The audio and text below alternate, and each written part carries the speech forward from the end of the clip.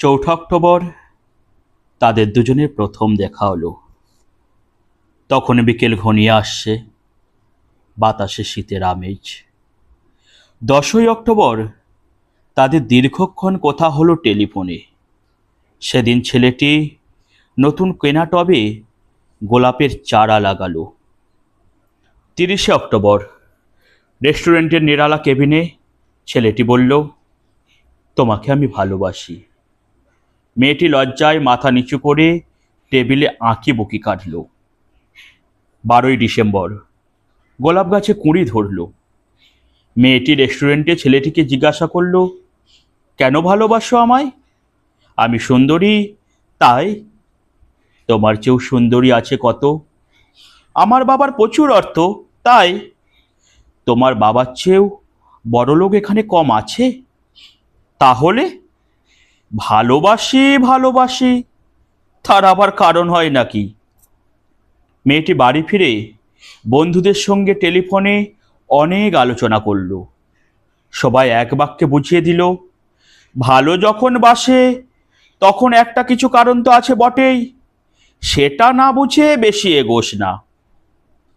3রা জানুয়ারি মেয়েটি বলল, আমার কাছে কি চাও? কই, চাইনি তো কিছু। ভালোবাসো অথচ চাও না? তাহলে না চাহিলে যারে পাওয়া যায়। এ তো গান, শুধুই গান, তাছাড়া কি? কিছুই যদি না চাও তবে ভালোবাসো কেন? ভালোবাসি তাই ভালোবাসা দিতে চাই, চাইবো কেন? তুমি সত্যিই অদ্ভুত। 10ই ফেব্রুয়ারি দুজনের দেখা হলো মেট্রো স্টেশনে, পাতালে। ছেলেটি বলল, আমি কাল সারা রাত বাঁশি বাজিয়েছি। সারা রাত সেই সুরের মায়াবী আলোয় তুমি নাচছিলে। অসামান্য, অনন্য সে নাচ। ধ্যাত, কাল আমি সারা রাত ঘুমিয়েছি।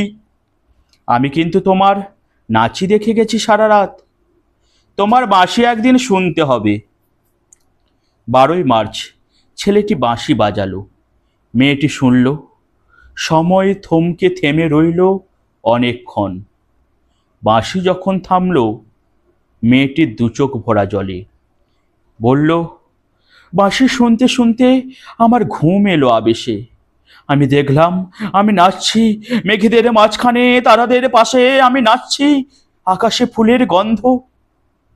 ডাক্তার আমায় বাঁশি বাজাতে নিষেধ করেছেন। সে কি, কেন? বাঁশি আমায় টেনে নিয়ে যায় স্বপ্নের মধ্যে। ডাক্তার বলেছে, স্বপ্ন দেখে দেখে আমার মস্তিষ্কের শিরা উপশিরায় জট পাকিয়ে যাচ্ছে। তাহলে ভাবছি। 16ই এপ্রিল মেয়েটি বলল, আমার বন্ধুরা বলেছে তুমি খুব ভালো, অসাধারণ, কিন্তু তুমি সৃষ্টি ছাড়া।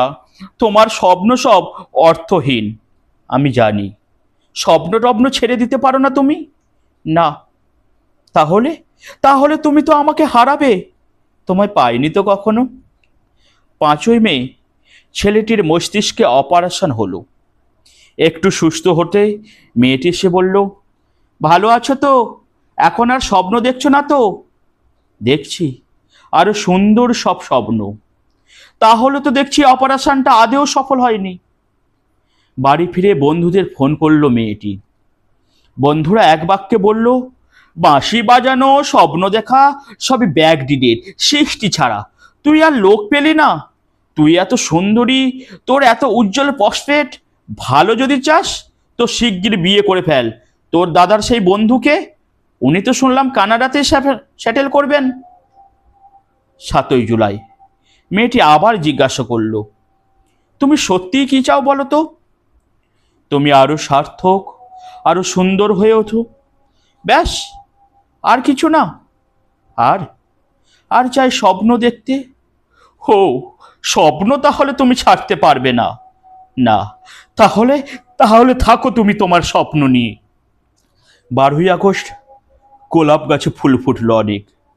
সেদিন দুপুরে ছেলেটির মস্তিষ্কে আবার অপারেশন হলো। 13ই সেপ্টেম্বর ছেলেটি মারা গেল। 14ই সেপ্টেম্বর মেয়েটির শুভ বিবাহ সুসম্পন্ন হলো কানাডাগামী পাত্রের সঙ্গে। 20 সেপ্টেম্বর গোলাপ গাছটি হঠাৎ ঝড়ে উবড়ে গেল। সেদিন সন্ধ্যার বিমানে মেয়েটি হানিমুনে গেল। যাবার আগে বন্ধুদের বলে গেল, স্বপ্নের চেয়ে বাস্তব অনেক ভালো রে, অনেক মধুর। স্বপ্ন দেখে কেবল বোকারা। 4 অক্টোবর ছেলেটির মা ঝড়ে পড়ে উপড়ে যাওয়া গাছটিকে সযত্নে তুলে ফেলে দিলেন। শূন্য তবে তখন কয়েকটা পোকা, কয়েকটা মাছি। আমি ঠিক জানি না ওগুলো পোকা মাছি নাকি ছেলেটির স্বপ্ন। ঠিক জানি না, ঠিক জানি না।